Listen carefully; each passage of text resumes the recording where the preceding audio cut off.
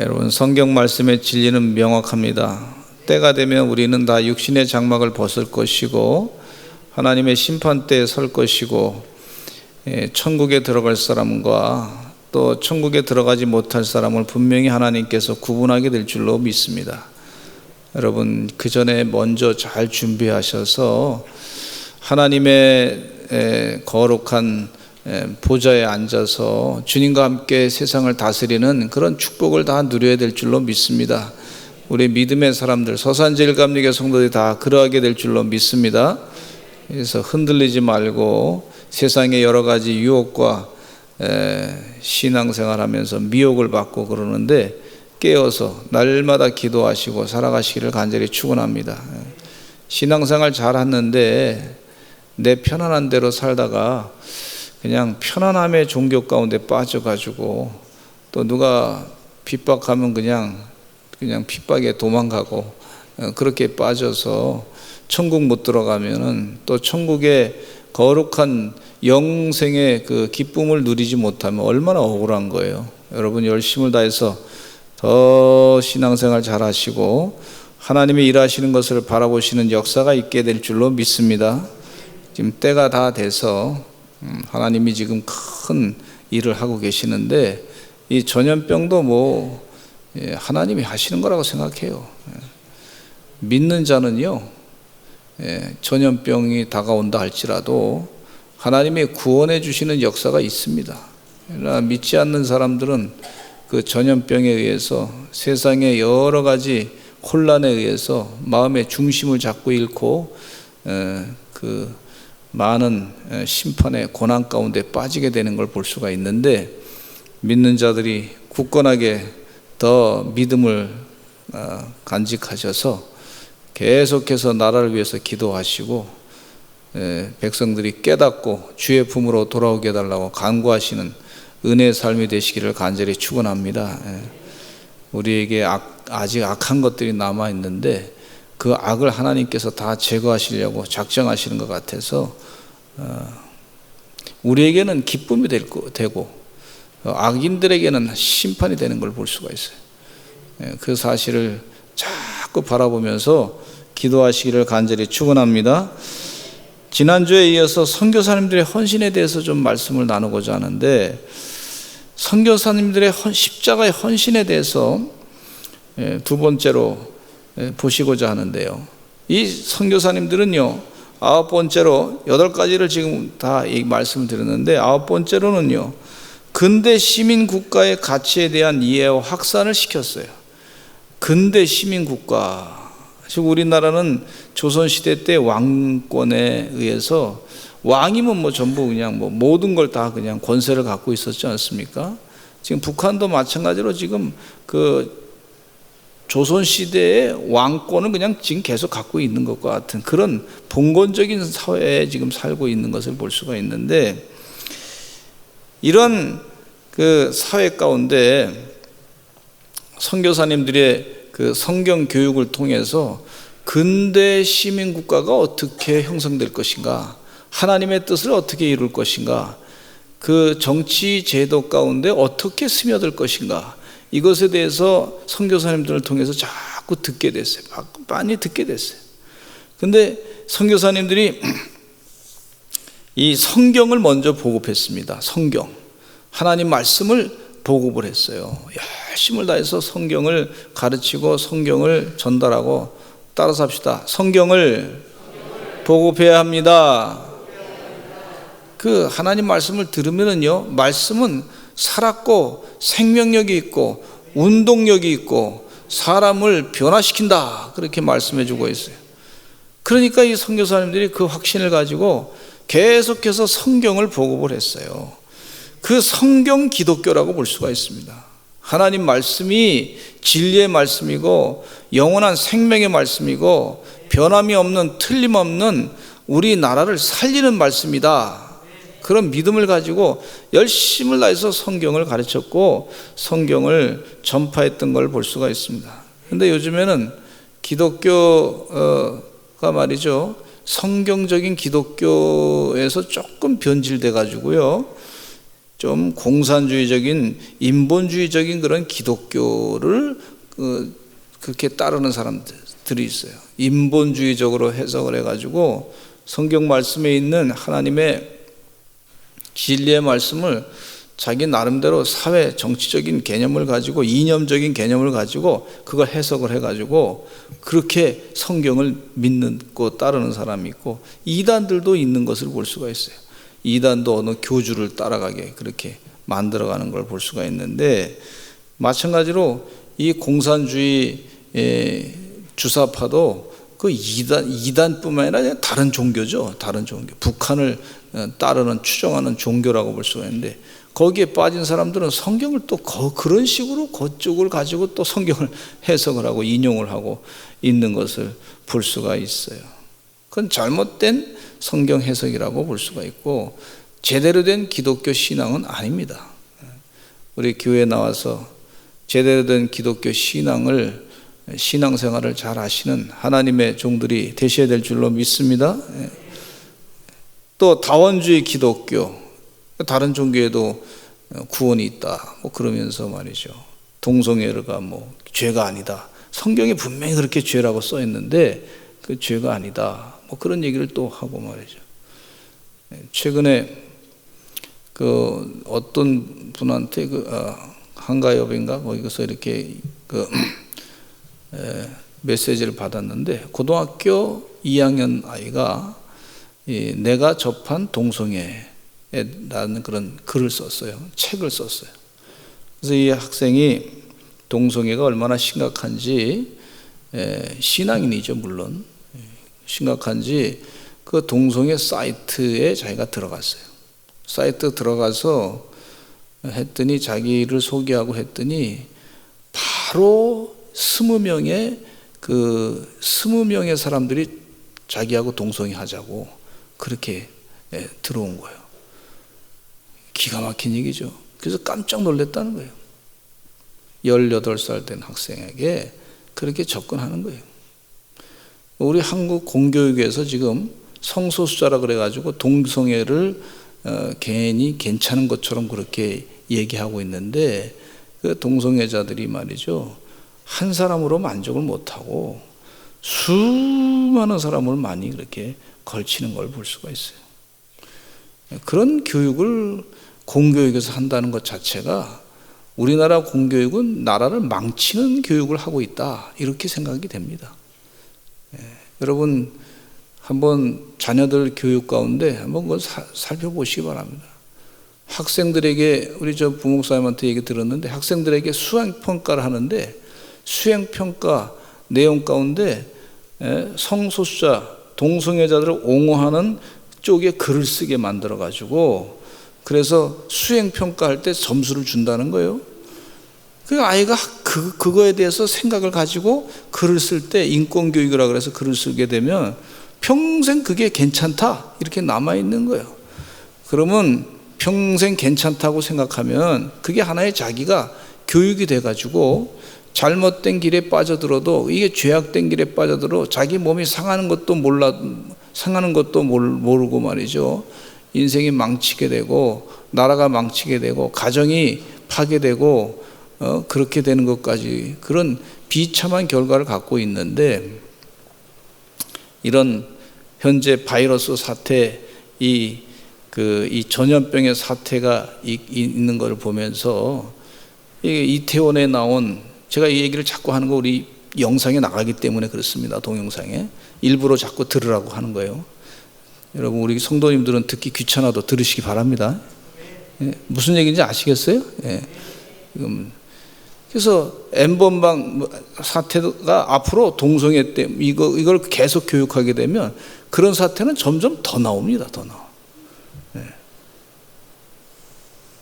요즘에 어느 정치인이 성적인 그런 무슨 추행한 것 죄는 말이죠, 무슨 부정부패가 아니다 그렇게 얘기하는 정신 나간 정치인이 있더라고. 거기까지 가는 거예요. 이제 막장까지 가는 거예요. 잘 보세요. 그 흐름이 있어요. 이게 마귀 역사입니다. 이게. 그 얘기를 하는 거예요. 우리 대한민국을 살려야 될 줄로 믿습니다. 그래서 기독교 신앙이 교회 집사라고 하는 분들도 그게 무슨 높은 자리에 올라가니까, 그전에는 교회 잘 봉사했다가 정치적으로 높은 자리에 올라가니까 그런 건 다 잊어버리고 말이죠. 하나님의 뜻은 잊어버리고, 내가 좀 더 좋은 자리에 올라가게 되겠다, 내가 여기서 좀 잘 살아야 되겠다 해가지고 말이죠, 교회 신앙을, 기독교 신앙을, 성경을 싹 버려버리네. 하나님의 심판이 있게 될 줄로 믿습니다. 목회자에게는요, 하나님의 축복권도 있지만은 또 저주권도 있어요. 아니, 하나님의 성경 말씀대로 안 하면 하나님이 심판하는데, 내가 심판하는 게 아니라 하나님이 심판한다 그러는데 미리 예언해야죠. 예언.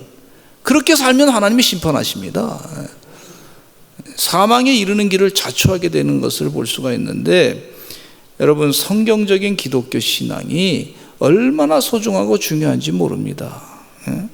하나님께서 말씀하신 것을 가감하지 말라 그랬어요. 가감하면 하나님이 심판하신다 그랬습니다.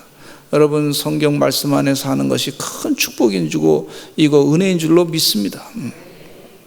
그래서 그 고등학교 2학년 학생이 그 책을 이제 쑥 썼는데, 제가 비매품이라고 아직 조금 발매를 안 했는데, 보니까 이 현실이 말이죠, 보통 심각한 게 아니에요. 고등학교 2학년의 눈으로 봤는데 현실이 말이죠, 이게 우리 대한민국의 현실이 자기가 앞으로 살아갈 날을 생각해 보면 기가 막힌다고 하면서 글을 썼어요.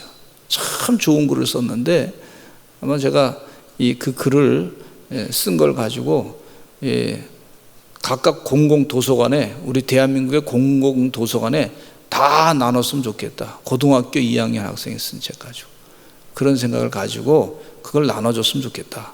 교사들도 읽어보고, 교육기관의 사람들도 다 읽어보고, 정치인들도 읽어보고, 정신을 차리라고 그렇게 읽혀야 되겠다 생각하고 있습니다. 그렇게 하기로 기도해 주시기를 간절히 축원합니다. 그게 나라를 살리기 때문에 그렇습니다. 여러분, 기독교 신앙이 성경적으로 살아야 나라가 삽니다. 그 일을 하나님께서 우리에게 사명을 주신 줄로 믿습니다.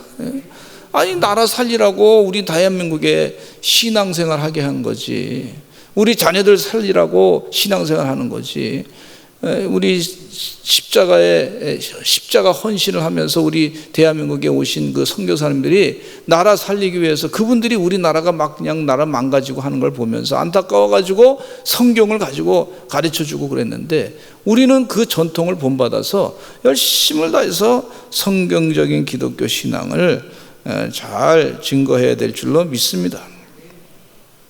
한국의 근대 시작은요, 1876년 개항을 전후해가지고 세계 자본주의 체제에 편입하게 되는데, 한국에서 자본주의가 본격화되고 서양 문물이 수용하게 되었어요. 1880년 말부터 본격화되는 개신교의 선교 활동은요, 근대 시민사회의 등장에 참 중요한 역할을 하게 됩니다. 우리 왕권에 의해서 봉건적인 그런 사회 가운데 신분 차별이 있었던 때에 양반과 쌍놈을 차별하고 말이죠, 여자는 막 차별당하고 그런 생활을 했던 그곳에, 또 각종 귀신이 있었던 그곳에 이제 시민으로서, 근대 국가의 시민으로서 소양을 성경을 통해서 배우기 시작했습니다. 참 중요한 거예요. 하나님께서 우리나라에게 성경 주신 것은 큰 축복입니다. 아멘. 근데 이 근대 시민 사회는요, 정치적으로 자유민주주의, 한번 따라서 하죠. 자유민주주의. 그다음에 경제적으로는요, 자본주의. 그리고 이 성경을 통해서 셋째는요, 민족의식과 애국심을 배우기 시작했어요. 이게 부패가 많았던 그런 사회 가운데, 봉건적인 2조 말의 사회 가운데는요, 나라에 대한 애국심이 하나도 없었어요. 나만 잘 살면 되죠. 그냥 푸닥거리하고 나만 잘 살면 되고, 굿하고 나만 잘 살면 되고, 그렇게 나만 잘 살면 되겠다는 기복주의적인 무속신앙에 젖어 있었던 그런 사람들인데, 이 사람들에게 성경을 가르치다 보니까 성경의 인물 가운데 나라를 생각하고 기도했던 사람들이 이렇게 많았구나. 모세 같은 분은 나라를 얼마나, 민족을 얼마나 하나님의 뜻대로 바르게 이끌어갈까 애썼구나. 다니엘과 같은 예언자는 얼마나 나를 생각하면서 날마다 기도했구나. 예레미야 같은 예언자는 하나님의 말씀을 그대로 사모하면서 전하면서 나라를 생각하면서 민족이 이대로 살다가 망하게 되면 안 되니까 눈물을 흘리면서 기도하고 예언했던 선지자구나. 그렇게 하면서 나라를 생각하고 민족의식과 애국심을 고취하게 되면서 근대 시민 사회의 가치에 대해서 잘 성경을 통해서 배우기 시작했던 것을 볼 수가 있습니다. 근데 성경 말씀에 보면은요, 내 이웃을 내 몸과 같이 사랑하라 그랬습니다. 십계명 말씀 가운데도 보면 이 하지 말라고 하는 내용이 많지 않습니까? 하나님 외에 다른 신을 섬기지 말라, 내 이름을 망령되이 이끌지 말라, 우상을 만들지 말라, 그렇게 하면서 또 거짓 증언하지 말라, 탐내지 말라, 뭐 그런 말씀들이 다 있고, 내 부모를 공경하라, 이 귀한 말씀들이, 계명의 말씀들이 있는 것을 보면서 근대 시민이 어떻게 살아가야 하나님의 뜻대로 살아갈 것인가에 대해서 가르쳐 주니까 그 시민들이 바르게 이 진실을 가지고 살아가야 될 것에 대해서 진실하게 하나님의 뜻대로 살아가는 것이 무엇인지를 배우기 시작했던 것을 볼 수가 있어요. 그동안 부패가 많았고 남의 것 도둑질 많이 했던 사람들이고, 그리고 각종 이웃의 것을 탐내고 음란한 일들을 많이 했던 백성들, 그 백성들에게 하나님의 말씀을 배우면서 깨우침을 받고 내가 하나님의 거룩한 일꾼이구나 깨닫기 시작했던 걸 볼 수가 있어요. 이 성경 말씀은요, 하나님께서 우리 민족에 주신 선물입니다. 선물. 하나님께서 우리 민족을 사랑하신 축복의 생명의 말씀인 줄로 믿습니다.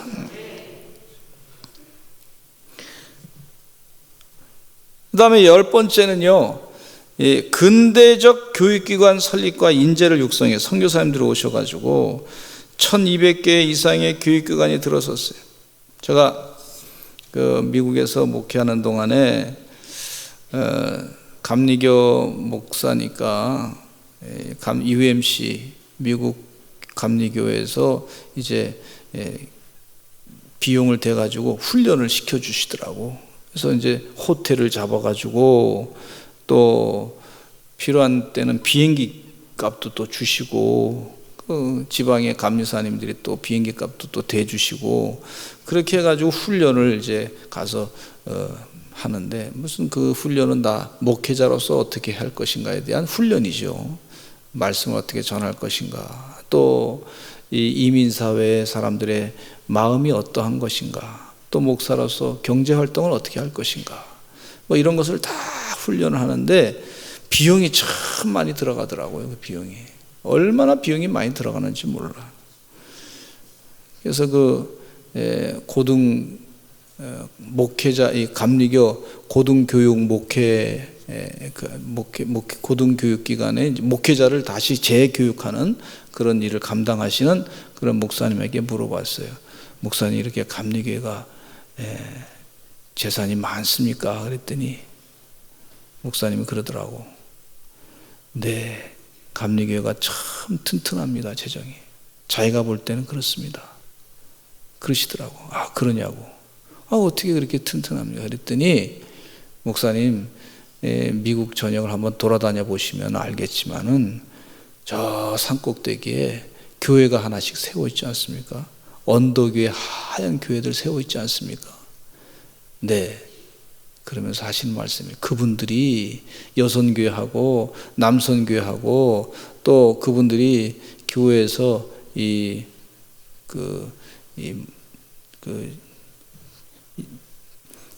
조그만 것이 이렇게 뭐 카드도 만들고 또 파틀락이라 그래서 서로 음식을 갖다가 하고 그러면서 거기서 기금을 마련해 가지고 그 작은 교회에서 기금 마련한 것이 지금 100년이 넘게, 거의 200년이 넘게 마련돼 가지고 온 것이 지금까지 감리교회가 그렇게 재정적으로 튼튼합니다. 그 얘기를 들었어요. 그 목사님 여기서 훈련받는 게 비용이 지금 많이 들어가지 않습니까? 제가 하려고 하면 굉장히 부담돼서 못해요. 근데 비용이 많이 들어가는데 그렇게 그분들이 다 모아가지고 지금까지 그렇게 든든하게 그 조직을 잘 운영하고 또 기금을 잘 마련할 뿐만 아니라 그 기금을 조성해서 어떻게 투자할 것인가 또 연구 많이 해가지고 그래서 여태까지 온 것입니다. 이렇게 얘기하시더라고요. 그러면서 감리교회가 그 미국에 학교를 많이 세웠어요. 미국 학교도 많이 세웠어요.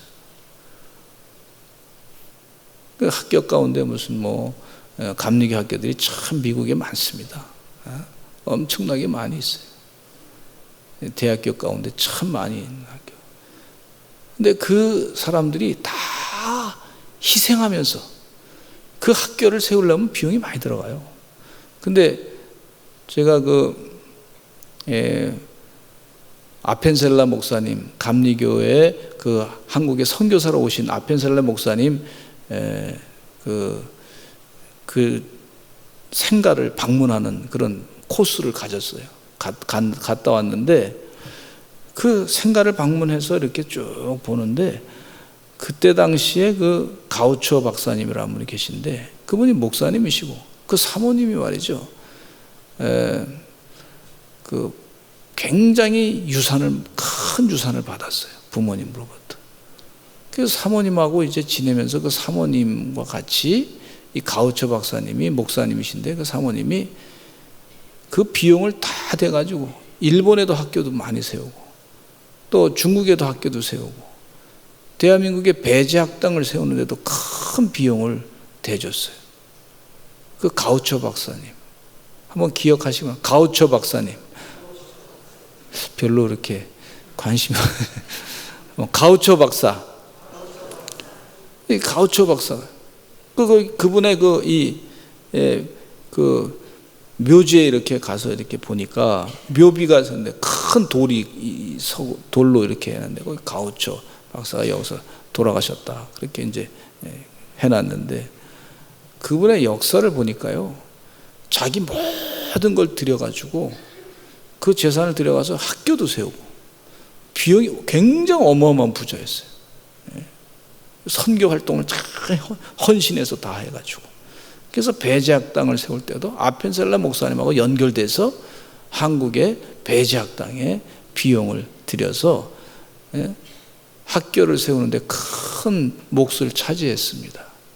그래서 우리 선교사님들이 오셔가지고 그분들에게 기금을 받아가지고 그 학교를 세워가지고 대한민국의 학교 인재를 양성한 걸 볼 수가 있어요.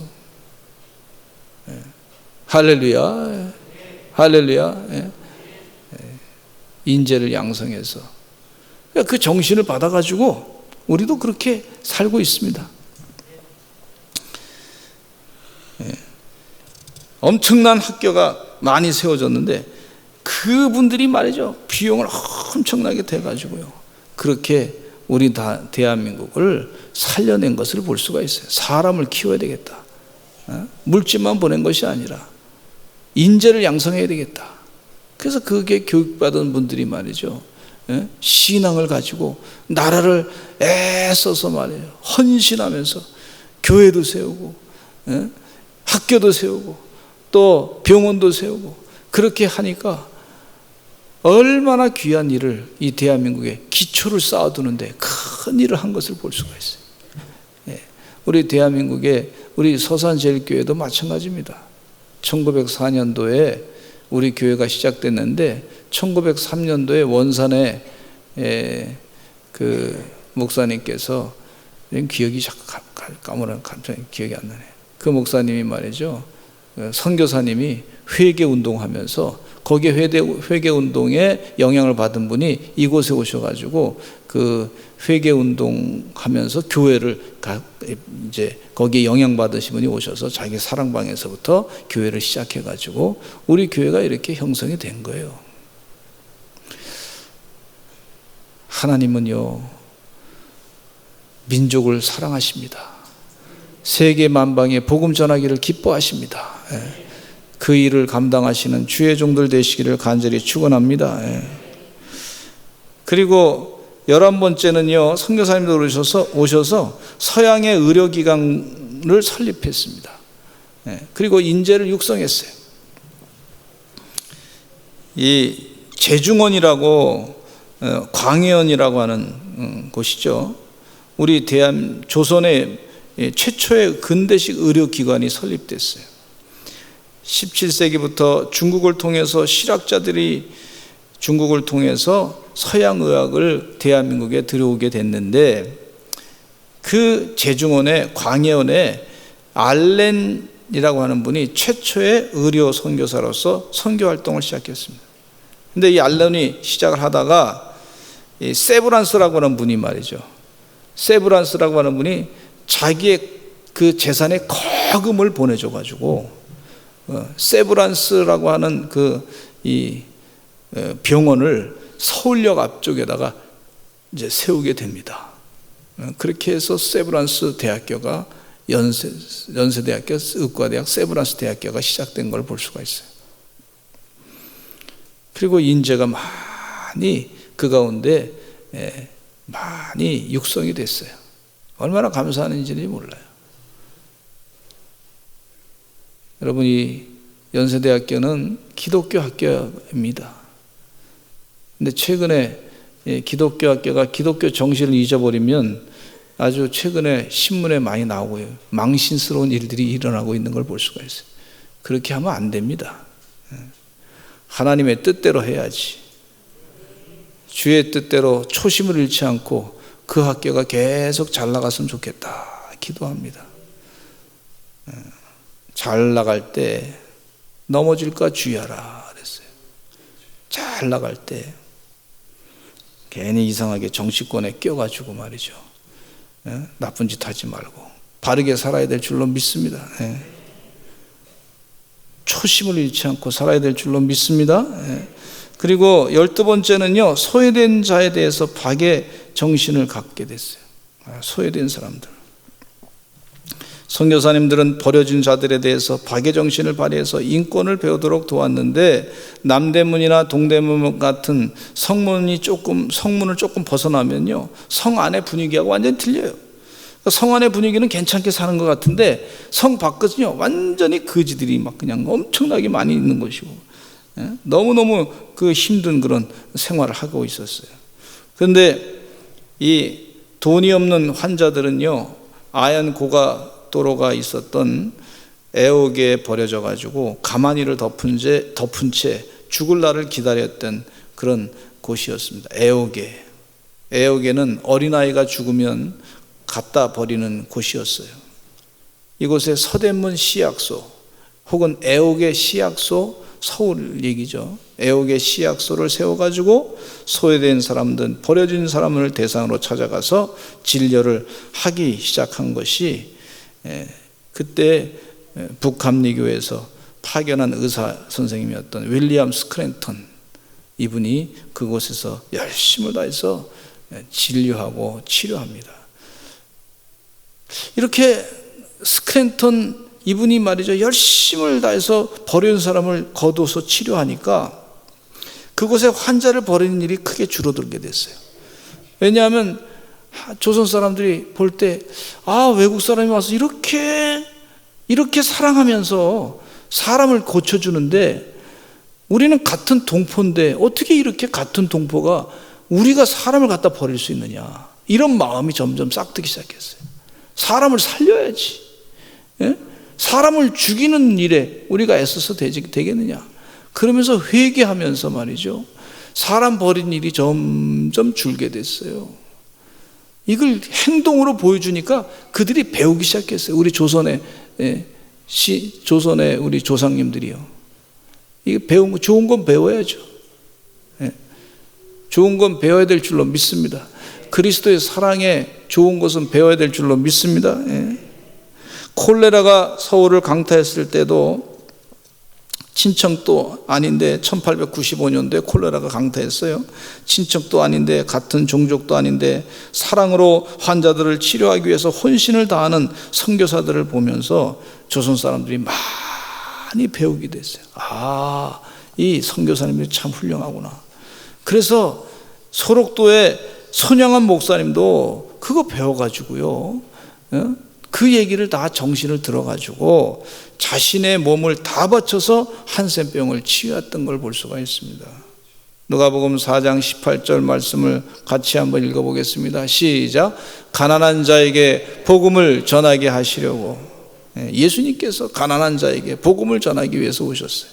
소외된 자에게 사랑과 긍휼을 베풀며 살아갔던 그 선교사님들의 애쓴 것을 볼 수가 있습니다. 13번째는요, 문맹화를 탈피했어요. 글을 잘 읽게 되는 걸 볼 수가 있는데, 선교사님들이 한글 성경을 제작하고 배포했어요. 그래서 성인들이 점점 글씨를 많이 알게 됐는데, 특별히 권서인들이 책을 팔고 다녔어요. 이 성경 쪽복음을 팔고 다녔어요. 그러면서 그 성경에 이 한글이 있는 그 책을 팔고 다니면서, 물론 이제 선교사님들이 성경을 한글로 이렇게 번역할 때 그때 당시에 한글 문법이 제대로 정리가 안 됐어요. 그래서 한글 문법이 제대로 정리가 안 됐을 때지만은 그래도 아주 어느 정도 한글 문법을 이제 자리를 잡아가는 그런 시기였습니다. 근데 이 권서인들이 전 시골을 막 그냥 걸어 다니고 방방곡곡을 다니면서 사람들을 사랑방에 모아놓고, 옛날에는 뭐 특별히 뭐 텔레비라든지 라디오라든지 뭐 이런 그 재미있는 거리가 볼거리가 없었잖아요. 그러니까 이 권서인들이 가가지고 그곳에서 재미있는 얘기를 막 들려주는 거예요. 성경 얘기. 그게 전부 다 성경 얘기예요. 스토리텔링을 막 하면서, 그러면서 막 그냥 모세 얘기도 해주고 아브라함 얘기도 해주고, 그러니까 사람들이 막 재밌으니까 또 모여오고 말이죠.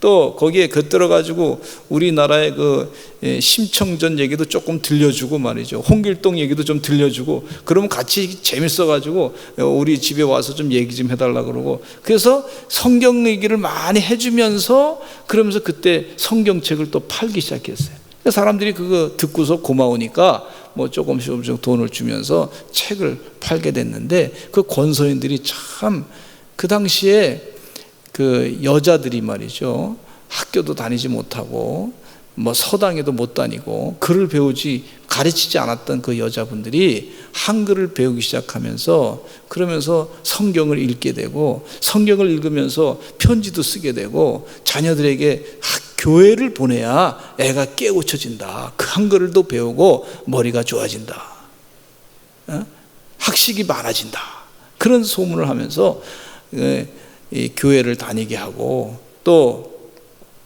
얻는 곳에는 교회도 세우고 말이죠. 그런 역사가 일어난 걸 볼 수가 있습니다.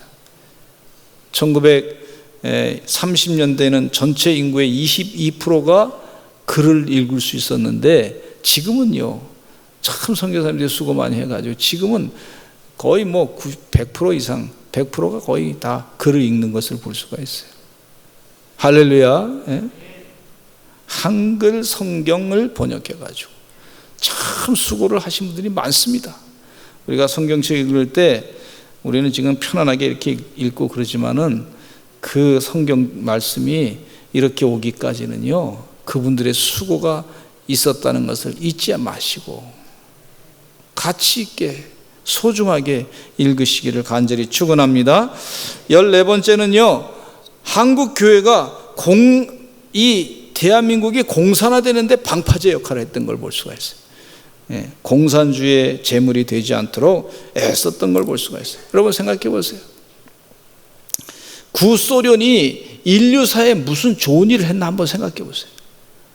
구소련이 인류사에 뭐 좋은 일을 했나 한번 생각해 보세요.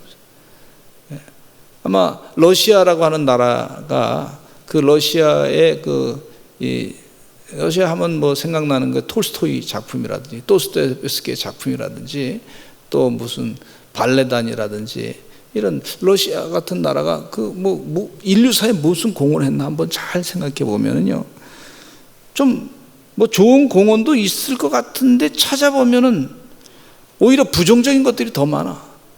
곳곳에 말이죠, 공산주의 혁명을 일으켜가지고 전쟁을 일으키고 사람 많이 죽인 거, 그거밖에 기억이 안 나는 거예요, 저는요. 여러분 다 차이가 있을 수 있는데, 이 대한민국의 이 북한의 김일성이를 통해 가지고 전쟁을 일으켜 가지고 500만 명이 다 죽게 된 걸 볼 수가 있고, 아주 비참하게 인생이 다 끝나게 된 걸 볼 수가 있고, 그래서 이 러시아가 소련이 인류사에 무슨 공헌을 했나, 한번 잘 생각해 보세요. 그런데 한 대한민국의 남쪽에 대한민국 정부가 수립됐는데, 대한민국 정부가 수립되기 전에 방해하기 위해서 남노당을 조직을 했잖아요.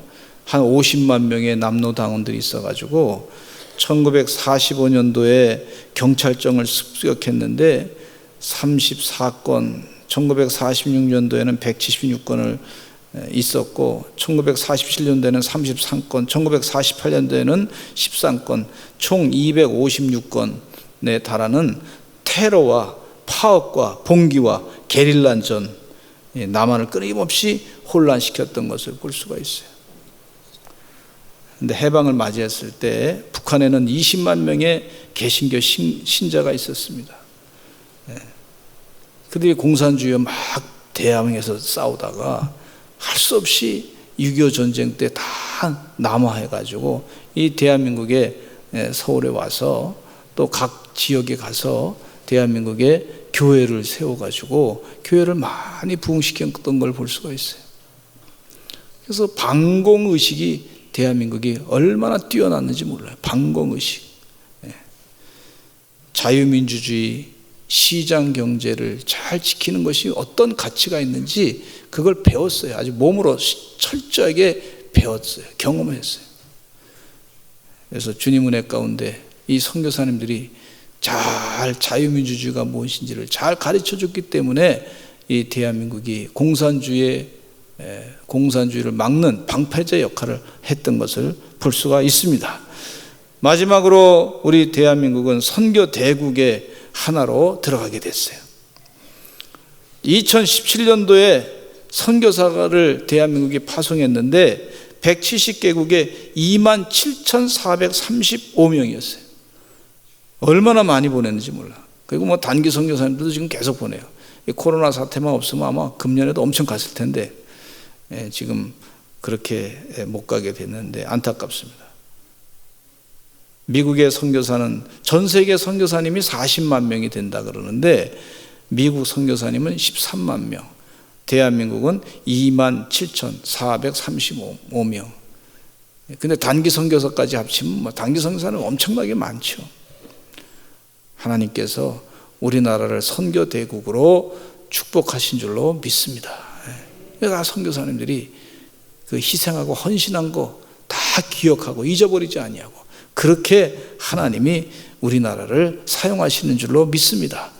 우리 서산제일감리교 성도님들도 열심을 다해서 이제 선교, 해외 선교에 애쓰시는 하나님의 종들이 다 되시기를 간절히 축원합니다. 요한복음 12장 24절 같이 읽겠습니다. 시작.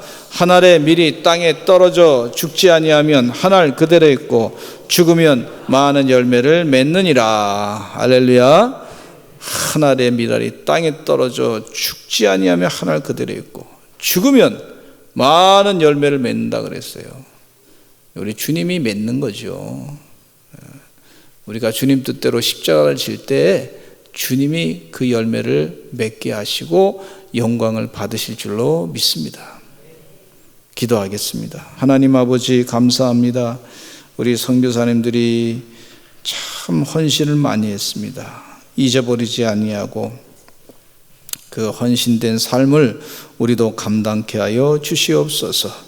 이 코로나 사태 때문에 많은 선교의 어려움을 겪고 있지만 하나님 도와주시어서 이 귀한 사역을 잘 감당하게 하여 선교 사역을 잘 감당케 하여 주시옵소서. 지혜 주시고 능력 주시고 영력 주시고 하나님의 방법으로 예수 그리스도의 사랑을 잘 전하게 하여 주시옵소서.